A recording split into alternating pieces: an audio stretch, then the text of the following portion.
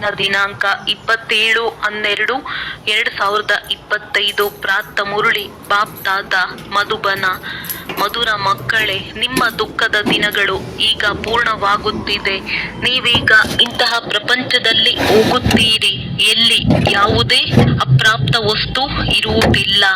ಪ್ರಶ್ನೆ: ಯಾವ ಎರಡು ಶಬ್ದಗಳು ರಹಸ್ಯವು ನಿಮ್ಮ ಬುದ್ಧಿಯಲ್ಲಿರುವ ಕಾರಣ ಹಳೆಯ ಪ್ರಪಂಚದೊಂದಿಗೆ ಬೇಹದ್ದಿನ ವೈರಾಗ್ಯವಿರುತ್ತದೆ? ಉತ್ತರ: ಇಳಿಯುವ ಕಲೆ ಮತ್ತು ಏರುವ ಕಲೆಯ ರಹಸ್ಯವು ನಿಮ್ಮ ಬುದ್ಧಿಯಲ್ಲಿದೆ. ನೀವು ತಿಳಿದುಕೊಂಡಿದ್ದೀರಿ, ಅರ್ಧ ಕಲ್ಪ ನಾವು ಇಳಿಯುತ್ತಾ ಬಂದೆವು, ಈಗ ಏರುವ ಸಮಯವಾಗಿದೆ. ತಂದೆಯು ನರನಿಂದ ನಾರಾಯಣನನ್ನಾಗಿ ಮಾಡುವ ಸತ್ಯ ಜ್ಞಾನವನ್ನು ಕೊಡಲು ಬಂದಿದ್ದಾರೆ. ನಮಗಾಗಿ ಈಗ ಕಲಿಯುಗವು ಮುಕ್ತಾಯವಾಯಿತು, ಹೊಸ ಪ್ರಪಂಚದಲ್ಲಿ ಹೋಗಬೇಕಾಗಿದೆ. ಆದ್ದರಿಂದ ಈ ಹಳೆಯ ಪ್ರಪಂಚದೊಂದಿಗೆ ವೈರಾಗ್ಯವಿದೆ. ಗೀತೆ. ಧೈರ್ಯ ತಾಳು ಮಾನವನೇ. ಓಂ ಶಾಂತಿ. ಮಧುರಾತಿ ಮಧುರ ಆತ್ಮಿಕ ಮಕ್ಕಳು, ಗೀತೆಯನ್ನು ಕೇಳಿದ್ದೀರಿ. ಆತ್ಮಿಕ ತಂದೆಯು ತಿಳಿಸುತ್ತಾರೆ, ಇದೊಂದೇ ಪುರುಷೋತ್ತಮ ಸಂಗಮ ಯುಗವಾಗಿದೆ. ಕಲ್ಪದಲ್ಲಿಯೂ ಇದೇ ಸಮಯದಲ್ಲಿ ತಂದೆಯು ಬಂದು ಆತ್ಮಿಕ ಮಕ್ಕಳಿಗೆ ಓದಿಸುತ್ತೇನೆ, ರಾಜಯೋಗವನ್ನು ಕಲಿಸುತ್ತೇನೆ. ತಂದೆಯು ಆತ್ಮಿಕ ಮಕ್ಕಳಿಗೆ ತಿಳಿಸುತ್ತಾರೆ, ಮಾನವ ಅರ್ಥಾತ್ ಆತ್ಮವೇ ಧೈರ್ಯ ತಾಳು ಎಂದು. ತಂದೆಯು ಆತ್ಮಗಳೊಂದಿಗೆ ಮಾತನಾಡುತ್ತಾರೆ.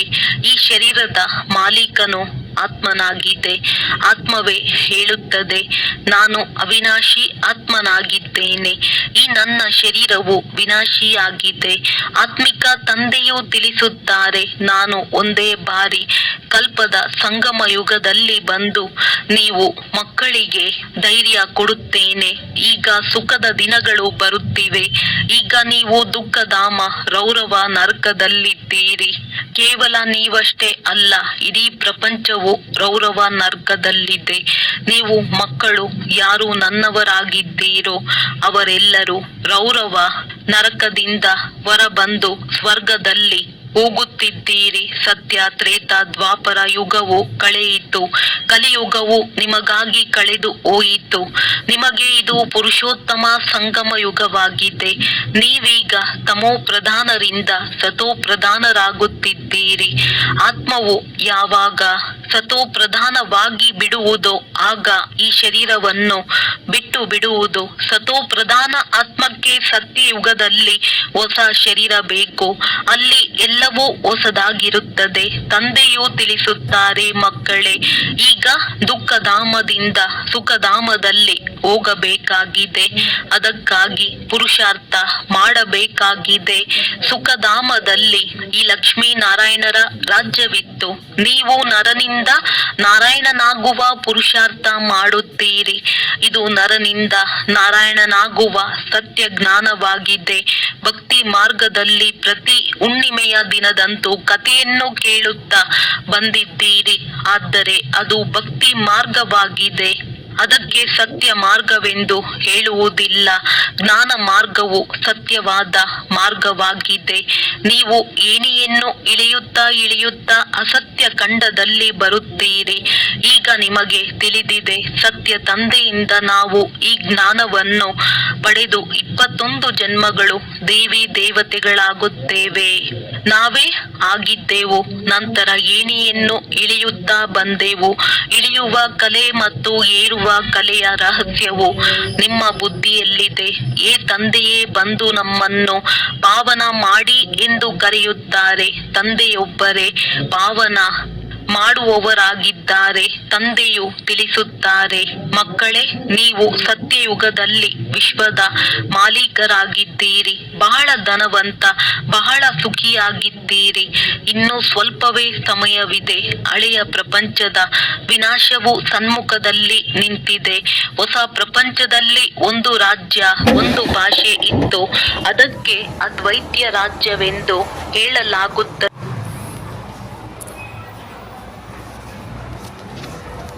ಅನೇಕ ಭಾಷೆಗಳಿವೆ. ಹೇಗೆ ಮಾನವ ವಂಶವೃಕ್ಷವು ವೃದ್ಧಿಯಾಗುತ್ತಾ ಹೋಗುತ್ತದೆ, ಹಾಗೆಯೇ ಭಾಷೆಗಳ ವೃಕ್ಷವೂ ಸಹ ವೃದ್ಧಿಯಾಗುತ್ತಾ ಹೋಗುತ್ತದೆ. ನಂತರ ಸತ್ಯಯುಗದಲ್ಲಿ ಒಂದೇ ಭಾಷೆ ಇರುತ್ತದೆ. ವಿಶ್ವದ ಇತಿಹಾಸ ಭೂಗೋಳವೇ ಪುನರಾವರ್ತನೆಯಾಗುತ್ತದೆ ಎಂದು ಗಾಯನವಿದೆಯಲ್ಲವೇ? ಇದು ಮನುಷ್ಯರ ಬುದ್ಧಿಯಲ್ಲಿ ಕುಳಿತುಕೊಳ್ಳುವುದಿಲ್ಲ. ತಂದೆಯೇ ದುಃಖದ ಹಳೆಯ ಪ್ರಪಂಚವನ್ನು ಪರಿವರ್ತನೆ ಮಾಡಿ ಸುಖದ ಹೊಸ ಪ್ರಪಂಚವನ್ನು ಸ್ಥಾಪನೆ ಮಾಡುತ್ತಾರೆ. ಪ್ರಜಾಪಿತ ಬ್ರಹ್ಮನ ಮೂಲಕ ದೈವಿ ಸಾಮ್ರಾಜ್ಯದ ಸ್ಥಾಪನೆ ಎಂದು ಬರೆಯಲ್ಪಟ್ಟಿದೆ. ಇದು ರಾಜಯೋಗದ ವಿದ್ಯೆಯಾಗಿದೆ. ತಂದೆಯು ಸನ್ಮುಖದಲ್ಲಿ ಜ್ಞಾನವನ್ನು ತಿಳಿಸಿದ್ದರು ಎಂದು ಗೀತೆಯಲ್ಲಿ ಯಾವ ಶಬ್ದವನ್ನು ಬರೆಯಲ್ಪಟ್ಟಿದೆಯೋ ಅದನ್ನು ಮನುಷ್ಯರು ಭಕ್ತಿ ಮಾರ್ಗಕ್ಕೆ ಹೋಲಿಸಿ ಬರೆದು ಬಿಟ್ಟಿದ್ದಾರೆ. ಇದರಿಂದ ನೀವು ಇಳಿಯುತ್ತಾ ಬಂದಿದ್ದೀರಿ. ಈಗ ಭಗವಂತನು ನಿಮಗೆ ಮೇಲೇರಿಸುವುದಕ್ಕಾಗಿ ಶ್ರೇಷ್ಠರನ್ನಾಗಿ ಮಾಡಲು ಓದಿಸುತ್ತಿದ್ದಾರೆ. ಭಕ್ತಿಗೆ ಇಳಿಯುವ ಕಲೆಯ ಮಾರ್ಗವೆಂದು ಹೇಳಲಾಗುತ್ತದೆ. ಜ್ಞಾನವು ಏರುವ ಕಲೆಯ ಮಾರ್ಗವಾಗಿದೆ. ಇದನ್ನು ತಿಳಿಸುವುದರಲ್ಲಿ ನೀವು ಹೆದರಬೇಡಿ. ಈ ಮಾತುಗಳನ್ನು ತಿಳಿದುಕೊಳ್ಳದ ಕಾರಣ ವಿರೋಧ ಮಾಡುವವರು ಇರುತ್ತಾರೆ, ಶಾಸ್ತ್ರವಾದ ಮಾಡುತ್ತಾರೆ. ಆದರೆ ನೀವು ಯಾರೊಂದಿಗೂ ಶಾಸ್ತ್ರವಾದ ಮಾಡುವಂತಿಲ್ಲ. ತಿಳಿಸಿ, ಶಾಸ್ತ್ರ, ವೇದ, ಉಪನಿಷತ್ತು, ಗಂಗಾ ಸ್ನಾನ ಮಾಡುವುದು, ತೀರ್ಥಯಾತ್ರೆಗಳನ್ನು ಮಾಡುವುದು ಭಕ್ತಿ ಕಾಂಡವಾಗಿದೆ. ಭಾರತದಲ್ಲಿ ರಾವಣನು ಅವಶ್ಯವಾಗಿ ಇದ್ದಾನೆ. ಅವರ ಪ್ರತಿಮೆಯನ್ನು ಸುಡುತ್ತಾರೆ. ಹಾಗೆ ನೋಡಿದರೆ ಶತ್ರುಗಳ ಪ್ರತಿಮೆಯನ್ನು ಸುಡುತ್ತಾರೆ ಅಲ್ಪ ಕಾಲಕ್ಕಾಗಿ. ಆದರೆ ಈ ಒಬ್ಬ ರಾವಣನ ಪ್ರತಿಮೆಯನ್ನು ಪ್ರತಿ ವರ್ಷವೂ ಸುಡುತ್ತಾ ಬರುತ್ತಾರೆ. ತಂದೆಯು ತಿಳಿಸುತ್ತಾರೆ, ನೀವು ಸತೋಪ್ರಧಾನ ಬುದ್ಧಿಯವರಿಂದ ತಮೋಪ್ರಧಾನ ಬುದ್ಧಿಯವರಾಗಿ ಬಿಟ್ಟಿದ್ದೀರಿ. ನೀವು ಎಷ್ಟೊಂದು ಸುಖಿಯಾಗಿದ್ದೀರಿ. ತಂದೆಯು ಸುಖಧಾಮದ ಸ್ಥಾಪನೆ ಮಾಡುವುದಕ್ಕಾಗಿಯೇ ಬರುತ್ತಾರೆ. ನಂತರ ಯಾವಾಗ ಭಕ್ತಿ ಮಾರ್ಗವು ಆರಂಭವಾಗುತ್ತದೆಯೋ ಆಗ ದುಃಖಿಯಾಗುತ್ತೀರಿ. ನಂತರ ಸುಖದಾತನನ್ನು ನೆನಪು ಮಾಡತೊಡಗುತ್ತಾರೆ. ಅದು ನಾಮ ಮಾತ್ರ, ಏಕೆಂದರೆ ಅವರನ್ನು ತಿಳಿದುಕೊಂಡಿರುವುದಿಲ್ಲ. ಗೀತೆಯಲ್ಲಿ ಹೆಸರನ್ನೇ ಬದಲಾಯಿಸಿ ಬಿಟ್ಟಿದ್ದಾರೆ. ಮೊಟ್ಟ ಮೊದಲಿಗೆ ನೀವು ಇದನ್ನು ತಿಳಿಸಿ. ಸರ್ವಶ್ರೇಷ್ಠನು ಭಗವಂತ ಒಬ್ಬರೇ ಆಗಿದ್ದಾರೆ. ಅವರನ್ನೇ ನೆನಪು ಮಾಡಬೇಕು. ಒಬ್ಬರನ್ನು ನೆನಪು ಮಾಡುವುದಕ್ಕೆ ಅವ್ಯಭಿಚಾರಿ ನೆನಪು, ಅವ್ಯಭಿಚಾರಿ ಜ್ಞಾನವೆಂದು ಹೇಳಲಾಗುತ್ತದೆ. ನೀವೀಗ ಬ್ರಾಹ್ಮಣರಾಗಿದ್ದೀರಿ, ಆದ್ದರಿಂದ ಭಕ್ತಿ ಮಾಡುವುದಿಲ್ಲ. ನಿಮಗೆ ಜ್ಞಾನವಿದೆ. ತಂದೆಯು ಓದಿಸುತ್ತಾರೆ. ಅದರಿಂದ ನಾವು ಈ ದೇವತೆಗಳಾಗುತ್ತೇವೆ. ದೈವಿ ಗುಣಗಳನ್ನು ಧಾರಣೆ ಮಾಡಬೇಕಾಗಿದೆ. ಆದ್ದರಿಂದ ತಂದೆಯು ತಿಳಿಸುತ್ತಾರೆ, ತಮ್ಮ ಚಾರ್ಟ್ ಇಡಿ. ಆಗ ನನ್ನಲ್ಲಿ ಯಾವುದೇ ಆಸುರಿ ಗುಣವಿಲ್ಲವೇ ಎಂಬುದು ಅರ್ಥವಾಗುತ್ತದೆ. ದೇಹಾಭಿಮಾನವು ಮೊದಲ ಅವಗುಣವಾಗಿದೆ. ನಂತರದ ಶತ್ರು ಕಾಮ ವಿಕಾರವಾಗಿದೆ. ಕಾಮವನ್ನು ಗೆಲ್ಲುವುದರಿಂದಲೇ ನೀವು ಜಗಜ್ಜೀತರಾಗುವಿರಿ. ನಿಮ್ಮ ಉದ್ದೇಶವೇ ಇದಾಗಿದೆ. ಈ ಲಕ್ಷ್ಮೀನಾರಾಯಣರ ರಾಜ್ಯದಲ್ಲಿ ಅನೇಕ ಧರ್ಮಗಳಿರಲಿಲ್ಲ. ಸತ್ಯಯುಗದಲ್ಲಿ ದೇವತೆಗಳ ರಾಜ್ಯವೇ ಇರುತ್ತದೆ. ಮನುಷ್ಯರು ಕಲಿಯುಗದಲ್ಲಿರುತ್ತಾರೆ. ಬಲೆ, ಸತ್ಯಯುಗದಲ್ಲಿರುವವರು ಮನುಷ್ಯರೇ ಆಗಿದ್ದಾರೆ. ಆದರೆ ಅವರು ದೈವಿ ಗುಣ ಉಳ್ಳವರಾಗಿರುತ್ತಾರೆ. ಈ ಸಮಯದಲ್ಲಿ ಎಲ್ಲರೂ ಆಸುರಿ ಗುಣವಂತರಾಗಿದ್ದಾರೆ. ಸತ್ಯಯುಗದಲ್ಲಿ ಕಾಮ ಮಹಾಶತ್ರುವಿರುವುದಿಲ್ಲ.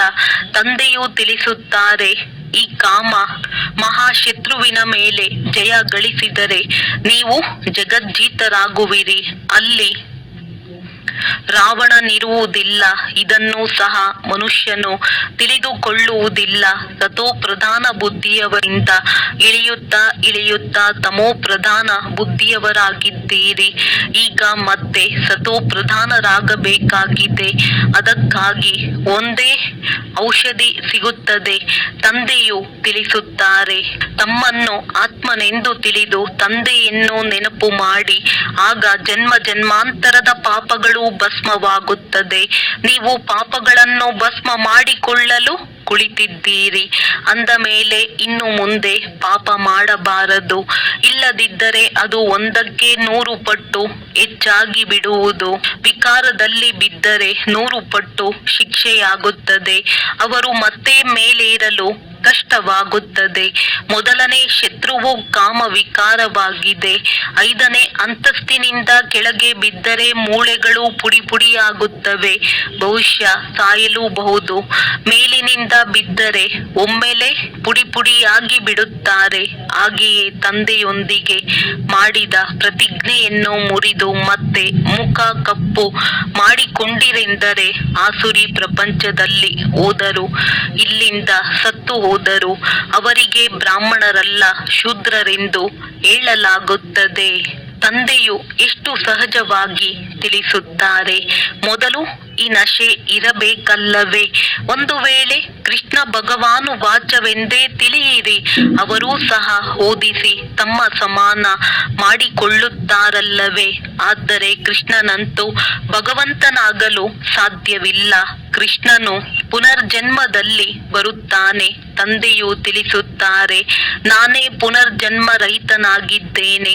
ರಾಧೆ ಕೃಷ್ಣ, ಲಕ್ಷ್ಮೀನಾರಾಯಣ, ವಿಷ್ಣು ಎಲ್ಲವೂ ಒಂದೇ ಮಾತಾಗಿದೆ.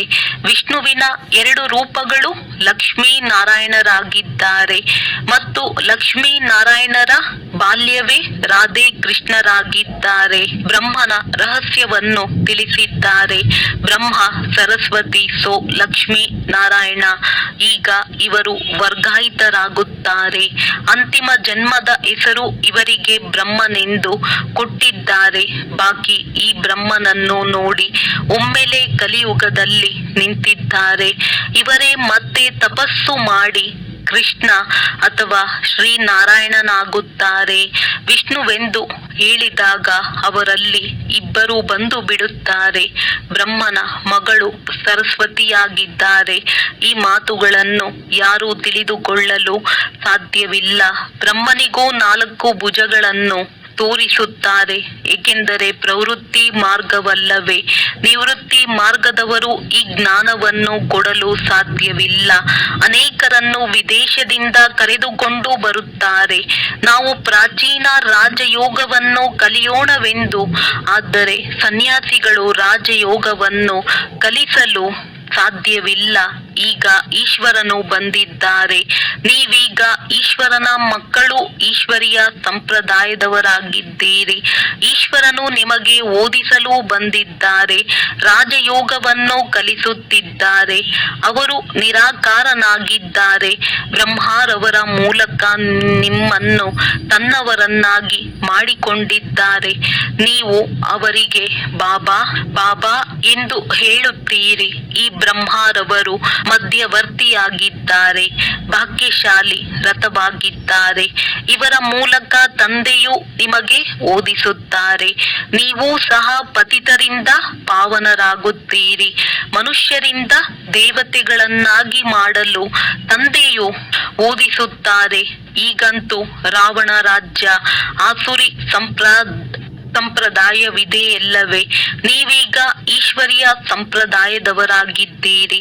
ನಂತರ ದೈವಿ ಸಂಪ್ರದಾಯದವರಾಗುತ್ತೀರಿ. ನೀವೀಗ ಪುರುಷೋತ್ತಮ ಸಂಗಮ ಯುಗದಲ್ಲಿದ್ದೀರಿ. ಪಾವನರಾಗುತ್ತಿದ್ದೀರಿ.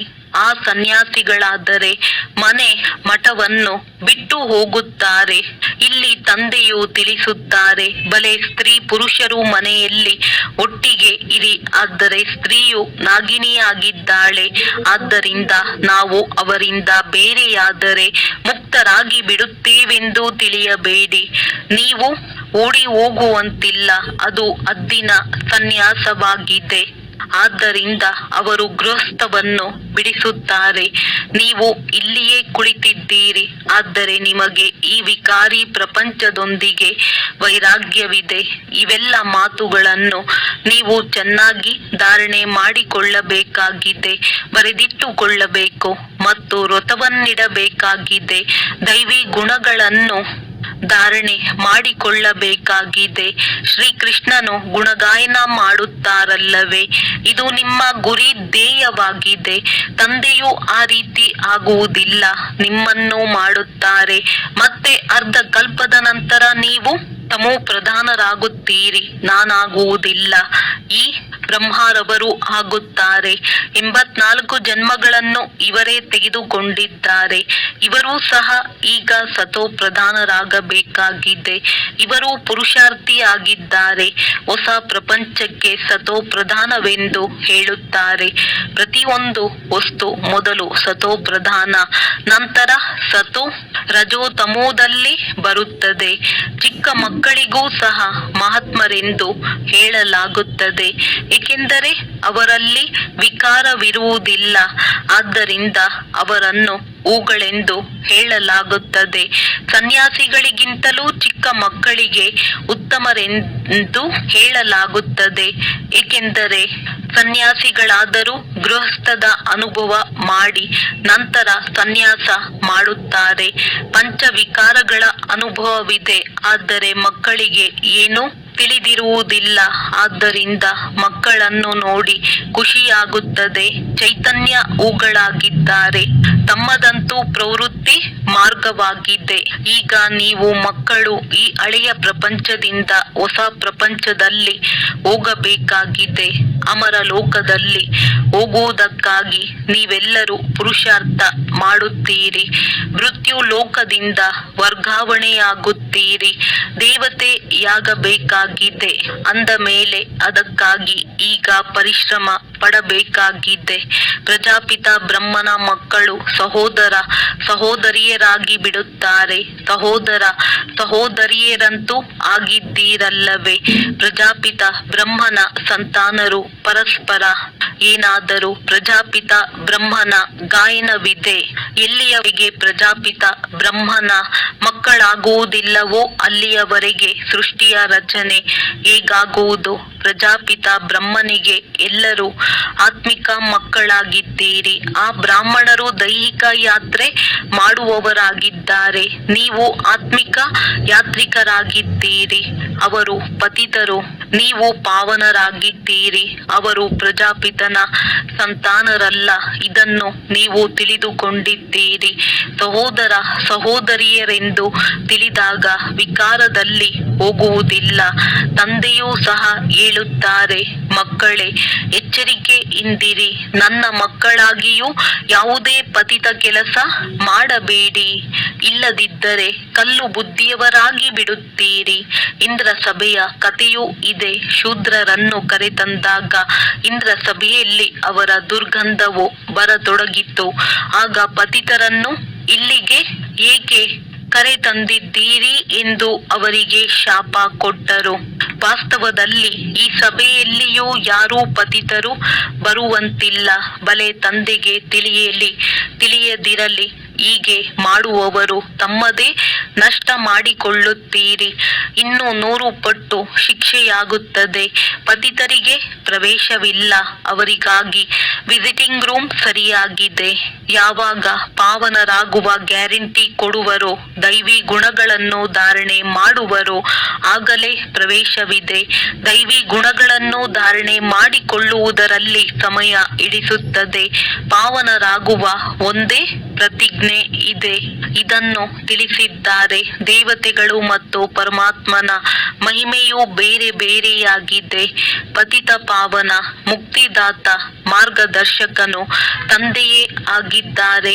ಎಲ್ಲರನ್ನೂ ಮುಕ್ತಗೊಳಿಸಿ ತಮ್ಮ ಶಾಂತಿಧಾಮಕ್ಕೆ ಕರೆದುಕೊಂಡು ಹೋಗುತ್ತಾರೆ. ಶಾಂತಿಧಾಮ, ಸುಖಧಾಮ ಮತ್ತು ದುಃಖಧಾಮ ಇದೂ ಸಹ ಚಕ್ರವಾಗಿದೆ. ಈಗ ದುಃಖಧಾಮವನ್ನು ಮರೆತು ಬಿಡಬೇಕಾಗಿದೆ. ಶಾಂತಿಧಾಮದಿಂದ ಸುಖಧಾಮದಲ್ಲಿ ಯಾರು ನಂಬರ್ 1 ತೇರ್ಗಡೆಯಾಗುವರೋ ಅವರೇ ಬರುತ್ತಿರುತ್ತಾರೆ. ಈ ಚಕ್ರವು ಸುತ್ತುತ್ತಿರುತ್ತದೆ. ಅನೇಕ ಆತ್ಮಗಳಿದ್ದಾರೆ. ಎಲ್ಲರ ಪಾತ್ರವು ನಂಬರ್ ವಾರ್ ಆಗಿದೆ. ಎಲ್ಲರೂ ನಂಬರ್ ವಾರ್ ಆಗಿಯೇ ಹೋಗುವರು. ಅದಕ್ಕೆ ಶಿವ ತಂದೆಯ ವಂಶಾವಳಿ ಅಥವಾ ರುದ್ರ ಮಾಲೆ ಎಂದು ಹೇಳಲಾಗುತ್ತದೆ. ನಂಬರ್ ವಾರ್ ಹೋಗುತ್ತಾರೆ, ಮತ್ತೆ ನಂಬರ್ ವಾರ್ ಆಗಿ ಬರುತ್ತಾರೆ. ಅನ್ಯ ಧರ್ಮದವರದ್ದು ಇದೇ ರೀತಿಯಾಗುತ್ತದೆ. ಮಕ್ಕಳಿಗೆ ಪ್ರತಿನಿತ್ಯವೂ ತಿಳಿಸಲಾಗುತ್ತದೆ. ಶಾಲೆಯಲ್ಲಿ ನಿತ್ಯವೂ ಓದುವುದಿಲ್ಲ, ಮುರುಳಿ ಕೇಳುವುದಿಲ್ಲವೆಂದರೆ ಗೈರು ಹಾಜರಿಯಾಗಿ ಬಿಡುತ್ತದೆ. ವಿದ್ಯೆಯ ಲಿಫ್ಟ್ ಅಂತೂ ಅವಶ್ಯವಾಗಿ ಬೇಕು. ಈಶ್ವರೀಯ ವಿಶ್ವವಿದ್ಯಾಲಯದಲ್ಲಿ ಗೈರು ಹಾಜರಿಯಾಗಬಾರದು. ವಿದ್ಯೆಯು ಎಷ್ಟು ಶ್ರೇಷ್ಠವಾಗಿದೆ. ಇದರಿಂದ ನೀವು ಸುಖಧಾಮದ ಮಾಲೀಕರಾಗುತ್ತೀರಿ. ಅಲ್ಲಂತೂ ದವಸ ಧಾನ್ಯಗಳೆಲ್ಲವೂ ಯಥೇಚ್ಛವಾಗಿರುತ್ತದೆ. ಯಾವುದಕ್ಕೂ ಹಣ ತೊಡಗಿಸಬೇಕಾಗಿಲ್ಲ. ಈಗಂತೂ ಎಷ್ಟೊಂದು ಬೆಲೆ ಏರಿದೆ. 100 ವರ್ಷಗಳಲ್ಲಿ ಎಲ್ಲದರ ಬೆಲೆಯೂ ಎಷ್ಟೊಂದು ಏರಿ ಹೋಗಿದೆ. ಯಾವುದೇ ವಸ್ತುವನ್ನು ಪಡೆಯುವುದಕ್ಕಾಗಿ ಕಷ್ಟಪಡಲು ಅಲ್ಲಿ ಯಾವುದೇ ಅಪ್ರಾಪ್ತ ವಸ್ತುವಿರುವುದಿಲ್ಲ. ಅದು ಸುಖಧಾಮವಾಗಿದೆ. ನೀವೀಗ ಅಲ್ಲಿಗೆ ಹೋಗಲು ತಯಾರು ಮಾಡಿಕೊಳ್ಳುತ್ತಿದ್ದೀರಿ. ನೀವು ಭಿಕ್ಷುಕರಿಂದ ರಾಜಕುಮಾರರಾಗುತ್ತೀರಿ. ಸಾಹುಕಾರರು ತಮ್ಮನ್ನು ಭಿಕ್ಷುಕರೆಂದು ತಿಳಿಯುವುದಿಲ್ಲ. ಒಳ್ಳೆಯದು. ಮಧುರಾತಿ ಮಧುರ. ಅಗಲಿ ಹೋಗಿ ಮರಳಿ ಸಿಕ್ಕಿರುವ ಮಕ್ಕಳ ಪ್ರತಿ ಮಾತ್ಪಿತಾ ಬಾಪ್ ದಾದಾರವರ ನೆನಪು, ಪ್ರೀತಿ ಹಾಗೂ ಸುಪ್ರಭಾತ. ಆತ್ಮಿಕ ಮಕ್ಕಳಿಗೆ ಆತ್ಮಿಕ ತಂದೆಯ ನಮಸ್ತೆ. ಧಾರಣೆಗಾಗಿ ಮುಖ್ಯ ಸಾರ. ತಂದೆಯೊಂದಿಗೆ ಯಾವ ಸಂಪೂರ್ಣ ಪಾವನರಾಗುವ ಪ್ರತಿಜ್ಞೆಯನ್ನು ಮಾಡಿದ್ದೀರಿ, ಅದನ್ನು ಎಂದು ಮುರಿಯಬಾರದು. ಬಹಳ ವ್ರತವನ್ನಿಟ್ಟುಕೊಳ್ಳಬೇಕಾಗಿದೆ. ತಮ್ಮ ಚಾರ್ಟ್ ಅನ್ನು ನೋಡಿಕೊಳ್ಳಬೇಕು. ನನ್ನಲ್ಲಿ ಯಾವುದೇ ಅವಗುಣವಿಲ್ಲವೇ? ಈಶ್ವರೀಯ ವಿಶ್ವವಿದ್ಯಾಲಯದಲ್ಲಿ ಎಂದೂ ಗೈರು ಹಾಜರಿಯಾಗಬಾರದು. ಸುಖಧಾಮದ ಮಾಲೀಕರಾಗುವ ಶ್ರೇಷ್ಠ ವಿದ್ಯೆಯನ್ನು ಒಂದು ದಿನವೂ ತಪ್ಪಿಸಬಾರದು. ಪ್ರತಿನಿತ್ಯವೂ ಮುರುಳಿಯನ್ನು ಅವಶ್ಯವಾಗಿ ಕೇಳಬೇಕಾಗಿದೆ. ವರದಾನ. ಪ್ರತಿ ಸೆಕೆಂಡ್ ಪ್ರತಿ ಸಂಕಲ್ಪದ ಮಹತ್ವವನ್ನು ತಿಳಿದು ಪುಣ್ಯದ ಖಾತೆಯನ್ನು ಜಮಾ ಮಾಡಿಕೊಳ್ಳುವ ಪದಮಾಪದಂಪತಿ ಭವ. ತಾವು ಪುಣ್ಯಾತ್ಮರ ಸಂಕಲ್ಪದಲ್ಲಿ ಇಷ್ಟು ವಿಶೇಷ ಶಕ್ತಿ ಇದೆ. ಆ ಶಕ್ತಿಯ ಮೂಲಕ ಅಸಂಭವವನ್ನು ಸಂಭವ ಮಾಡಬಹುದು.